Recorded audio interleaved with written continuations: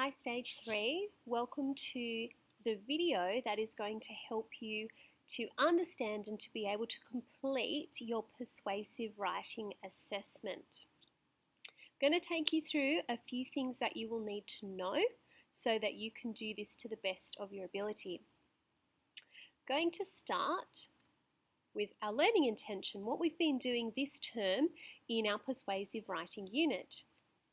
And our learning intention was that we will understand how composers use persuasive devices to present arguments and or position responders, that is the person that is reading or the audience, on a variety of topics.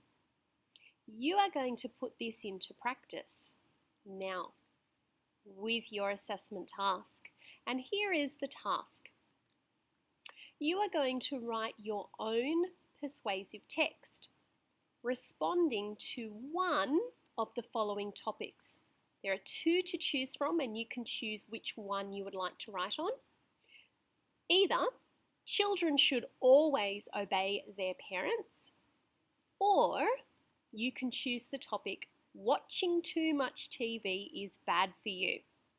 So I want you to have a think about which one of those topics you feel perhaps most strongly about, or you feel that you could write a good persuasive text about.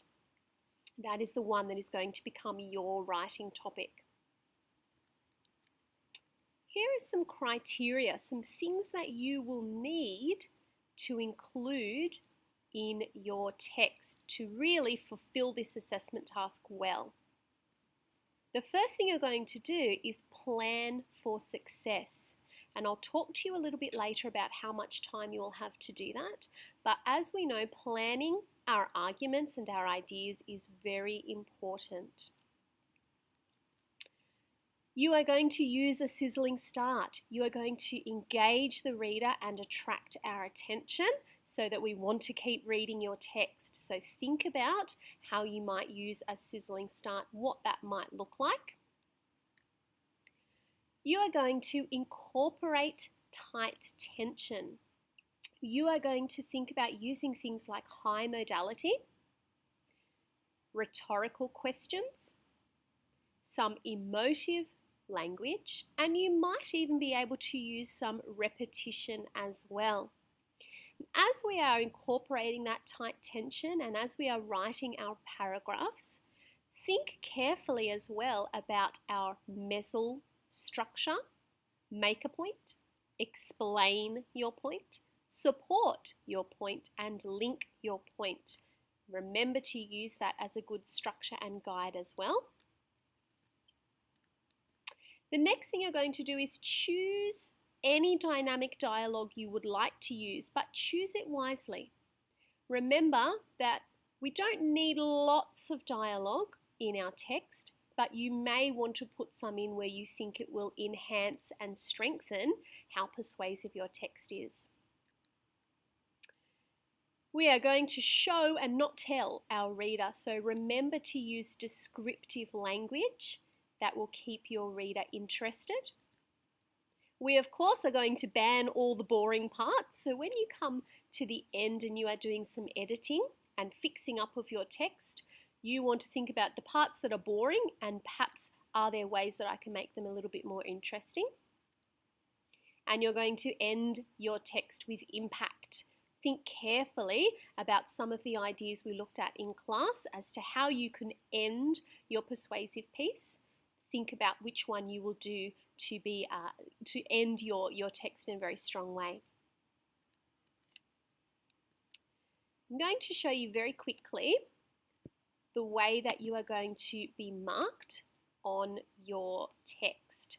So this is the marking guide or rubric that the teachers will be using to mark your work. And you can see here that we're going to cover a few categories, a few things when we look at your text. We're going to look at how well you engage the audience, what level of ideas you have. Are they interesting ideas, and are they ideas related to your topic? We're going to look at your text structure. Do you have an introduction or a sizzling start? Is there a body to your text with arguments and a conclusion or a way that you've ended with impact? We're going to look at the level of persuasive devices that you have used, how persuasive, and what type of devices have you used. Is your text written in paragraphs? That's very important. So we will be seeing if each one of your ideas has its own paragraph. Your punctuation, have you used correct punctuation and punctuation markers where they belong? And finally, your use of spelling. How correct is the spelling that you have used across your text? This document will be put into your Google Drive folder for English so that you can refer to it as you are going if you would like a little bit more clarity. But that gives you an overview of what the marking rubric is going to be like for you. You're going to get 5 minutes to plan your ideas. It doesn't seem like a very long time, but 5 minutes is lots of time if you plan wisely to be able to get all of your ideas down on your page. You will have a separate piece of paper for your planning of ideas. Use as much of that paper as you need to so that you can plan well. You'll then get 40 minutes of writing time to write your text. And then at the end, your teacher will give you 5 minutes to go back and reread your work and to edit. Are there parts that perhaps don't make as much sense? Are there bits that are a bit boring that I could quickly change? Or are there examples of where I haven't used the correct punctuation? Maybe I can go back and make those changes as well. So boys and girls, please use this video to go back, perhaps to other slides like these criteria slides. If you think, oh, there was something else I had to include, I can't remember what it was, or perhaps you might want to go back and say, oops, I can't remember exactly what my topic was that I've chosen, please use the video to go back and have a look at these slides to check and to stay on track. But please also use your writing time very wisely. Use all the writing time that you have on this task.